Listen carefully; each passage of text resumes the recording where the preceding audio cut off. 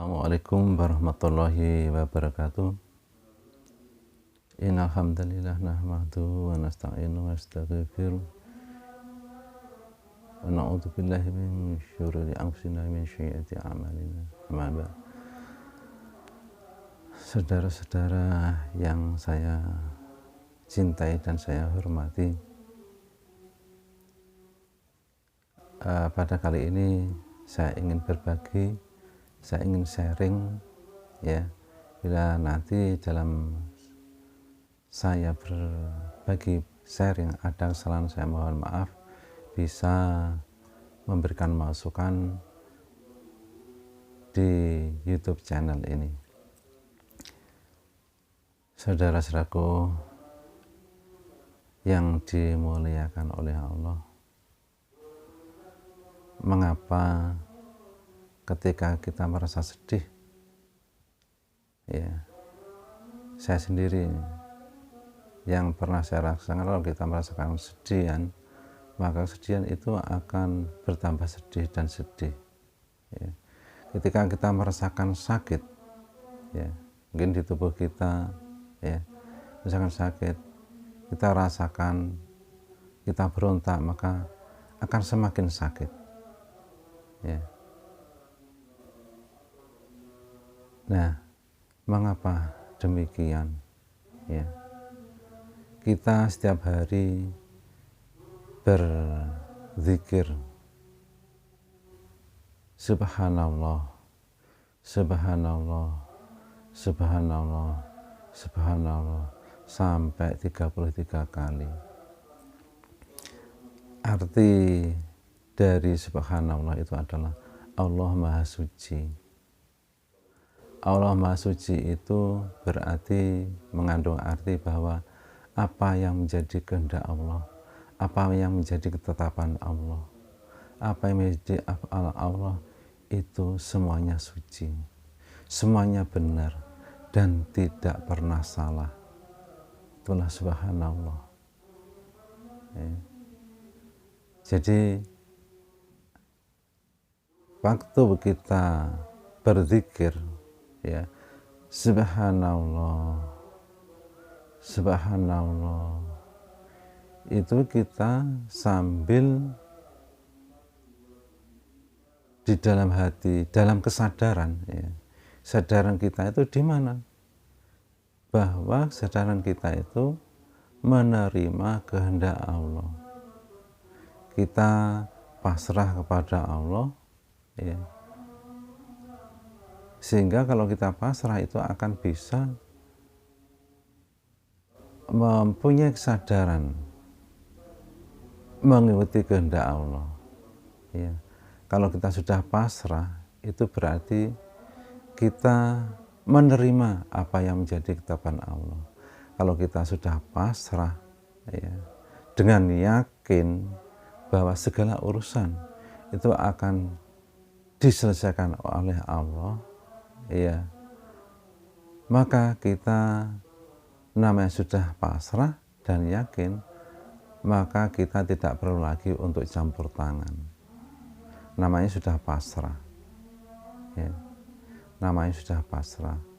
Dengan pasrah, dengan ikhlas tadi, maka apabila kita berzikir subhanallah, itu kita masuk pada kehendak Allah, ya, kita mengikuti pada kehendak Allah, ya.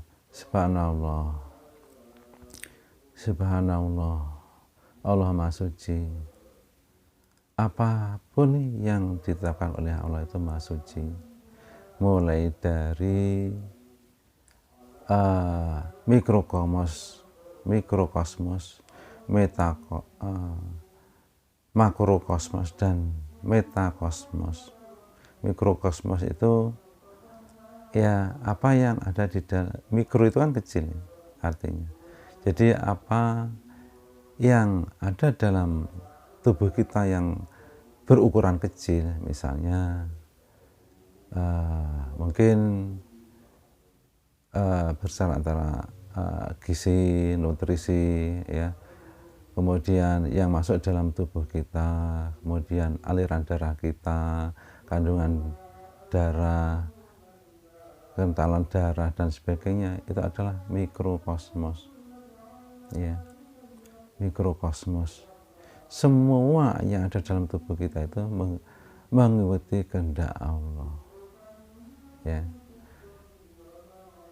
Makrokosmos itu artinya ya yang lebih besar lagi, yaitu semua organ tubuh kita, ya, itu makrokosmos.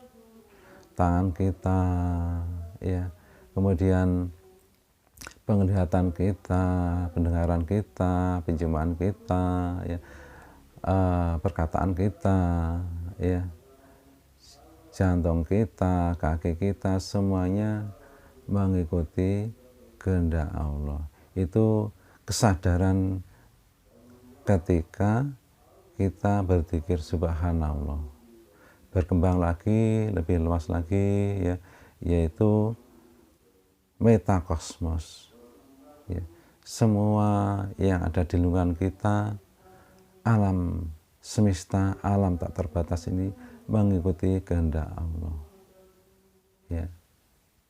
Mulai dari tadi peredaran darah, ya, ini mengikuti kehendak Allah. Tangan kita, penglihatan, pendengaran kita dan sebagainya mengikuti kehendak Allah. Metakosmos, semua yang ada di alam semesta, baik bumi, bulan, planet-planet, ya, matahari dan sebagainya, galaksi-galaksi, ya, yang tak terbatas itu semuanya mengikuti kehendak Allah. Ya. Kalau sudah sampai pada makrokosmos, kesadaran kita sampai pada makrokosmos mengikuti kehendak Allah, di sini biasanya saya sendiri merasakan merasakan ketenangan di dalam hati. Kalau kesadaran kita sudah sampai di sana, ya, ketenangan, kedamaian itu sudah bisa kita rasakan apabila kesadaran itu sudah sampai. Yaitu. Nah, kaitannya dengan mengapa kalau sedih akan bertambah sedih, kalau senang merasa senang terus bertambah senang, kalau sakit merasa terus bertambah sakit, itu karena tidak menerima apa yang diberikan oleh Allah dengan ikhlas. Tidak subhanallah tadi. Ya. Jadi kalau kita merasakan sedih, ya, itu kita rasakan sedih itu nanti akan menjadi sedih dan semakin sedih. Ya. Mengapa orang beristighfar, ya, astagfirullahaladzim, ketika sedih itu astagfirullahaladzim, astagfirullahaladzim, astagfirullahaladzim, semakin sedih. Istighfar kok malah sedih. Itu karena tidak diikuti oleh kesadaran mengikuti kehendak Allah. Ya. Harusnya bagaimana? Yang saya alami ketika sedih itu, ya, kita request kepada Allah, ya, ya Allah, janganlah Engkau berikan aku kesedihan, ya, berilah aku kebahagiaan. Ya, subhanallah, subhanallah, kesadaran mengikuti kehendak Allah, kesadaran kita mengikuti kehendak Allah, kesadaran kita mengikuti kehendak Allah, itu kesedihan akan hilang. Nah, ketika kita merasakan sakit, ya, ya, yang saya alami itu ketika saya pernah sakit asam urat itu sampai molak-malik gitu, ya, molak-malik itu. Nah, pada saat itu saya ingat, ya Allah, Pak Pur pernah mengatakan kalau kita terima, ya, sakit itu, maka sakit itu bisa hilang. Maka di situ saya praktekkan itu. Ya, subhanallah, subhanallah, saya menerima kehendak-Mu, ya Allah. Subhanallah, subhanallah, subhanallah, subhanallah. Akhirnya yang saya rasakan itu jasad itu seolah akan mati, dan saya tidak merasakan itu, ya. Dan yang saya rasakan hanya jiwa ini yang hidup. Jiwa hanya bertasbih, ya, bertasbih, subhanallah, subhanallah, subhanallah, merasa Allah itu dekat, dekat, dekat, dekat. Saya mengikuti kehendak Allah, saya mengikuti kehendak Allah. Di situ rasa sakit itu hilang, ya.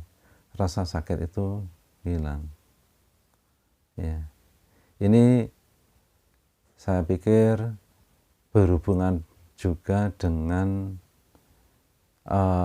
apa yang ada dalam Al-Quran, firman Allah, ya. Apabila kamu mensyukuri nikmat yang telah aku berikan, maka akan kutambah nikmatmu. Apabila kau kufuri nikmat yang aku berikan, maka akan aku azab dengan azab yang sangat pedih. Ini mungkin saya kira berhubungan dengan itu juga. Kalau apa yang sudah ditentukan oleh Allah kepada kita, ya, itu kita terima apapun adanya, ya. Insya Allah akan memberikan yang lebih baik, ya. Buktinya itu tadi, ya. Saya ketika sakit, ya, saya bertasbih menerima apa yang ditetapkan oleh Allah pada saat itu kepada saya, ya. Rasa sakit itu akan sedikit demi sedikit akan hilang, mereda, dan rasa sakit itu akan hilang, ya. Karena dengan kita bertasbih dan kita menyadari bahwa kita mengikuti kehendak Allah, kita menerima kehendak Allah, ya, itu jasad ini seolah akan mati rasa, sudah mati rasa, ya. Yang ada adalah kita menerima kehendak Allah, kita berkomunikasi dengan Allah, ya. Jiwa kita itu bangkit di situ, ya, sehingga rasa sakit itu akan hilang. Seperti itu, ya. Demikian juga pada saat sedih, ya.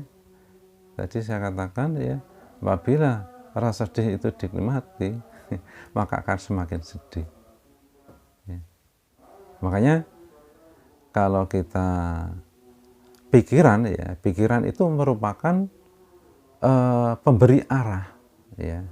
Oh, ya, kalau kita menyadari bahwa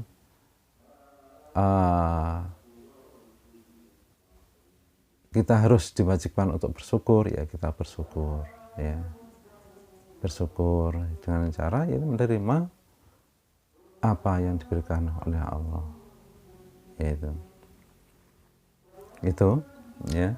Saya kira itu yang bisa saya sharingkan, ya. Jadi ketika kita itu merasakan kesedihan, itu akan timbul kesedihan karena apa? Allah, ya, itu mendengar, melihat bahwa kita itu suka kesedihan, makanya akan ditambah dengan kesedihan-kesedihan, ya. Kalau kita itu di dalam pikiran, kesadaran kita itu bahagia, maka disitulah Allah akan beri tambahan kebahagiaan karena kita bersyukur, ya. Di dalam bersyukur itu maka Allah akan memberikan tambahan nikmat lagi. Jadi seperti kita itu menanam sesuatu. Kalau kita itu menanam kesedihan, maka yang tumbuh, yang berkembang itu adalah kesedihan. Kalau kita menanam sakit, ya, yang tumbuh akan sakit. Demikian juga kalau kita menanam kebahagiaan, ya, itu nanti yang tumbuh akan kebahagiaan, ya. Yang kita tanamkan kedamaian, maka yang tumbuh akan kedamaian, ya.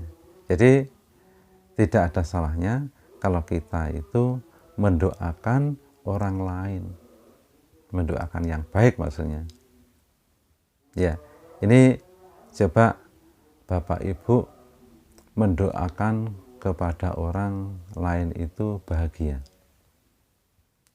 Semoga misalnya, ya Allah, semoga si A itu sehat dan berbahagia selalu. Semoga si A itu sehat dan berbahagia selalu. Maka kita menanamkan kebahagiaan. Ya, jadi apa yang kita peroleh langsung di dalam hati kita itu menjadi bahagia, menjadi sehat, menjadi bahagia. Lain lagi kalau sebaliknya, wah saya benci pada seseorang misalnya, saya mendoakan, ya Allah, wong iki kok menjengkelkan, ya. Wes, ora selamat. Naudzubillah. Itu nanti akan menanamkan kita itu yang tidak baik, jengkelan. Jadi yang tertanam di dalam diri kita nanti akan terrefleksi pada diri kita itu suatu kejengkelan, dan semakin jengkel, ya. Bahkan kalau kita mendoakan tidak baik, nanti tidak baik itu akan kembali pada kita, seperti kita bercermin tuh ya, langsung kembali. Ya, tapi kalau kita mendoakan kebaikan, ya, maka kebaikan itu sebenarnya untuk diri kita sendiri.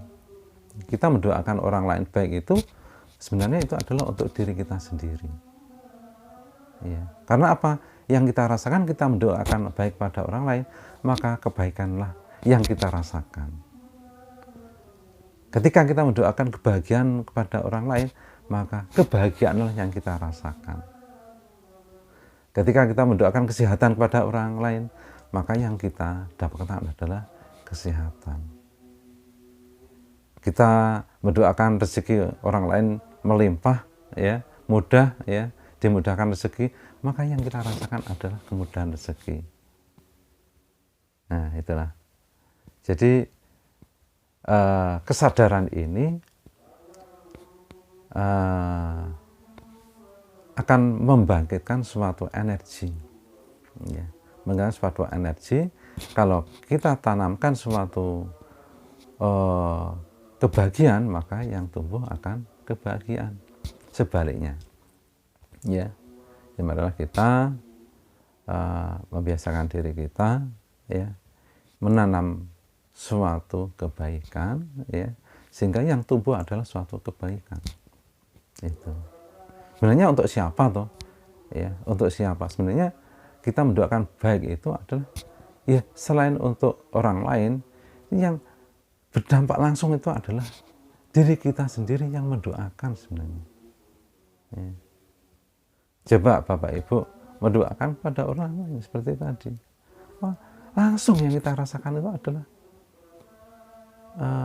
kita mendoakan bagian orang lain, langsung kita itu merasakan, wah, di dada itu jembar, damai, bahagia, itu.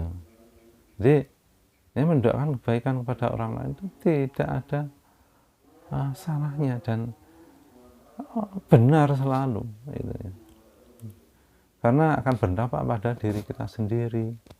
Selain kita dicatat mendoakan orang lain itu hal yang baik, ya, amal yang baik, maka yang kita dapatkan pada diri kita itu adalah juga baik, gitu. Jadi pikiran, ya, kesadaran, ya, itu yang kita rasakan itu seolah-olah seperti tanaman, itulah, ya, seperti tanaman itu, ya. Nanti akan berbuah apa seperti apa yang kita tanam, seperti itu, ya. Tidak jauh dari wirid dari Subhanallah tadi, itu. Saya kira demikian, ya, sharing dari kita, ya. Bila ada kesalahan, kekurangan, mohon maaf, ya. Bisa komen di video di bawah ini. Apabila baik bisa diterima atau tidak diterima, dan usul yang baik akan sangat saya harapkan ya, dan saya berterima kasih sekali. Semoga kita semua ya, semoga Anda ya, Bapak Ibu semua sehat selalu dan berbahagia semua. Amin, amin ya rabbal alamin. Wassalamualaikum warahmatullahi wabarakatuh.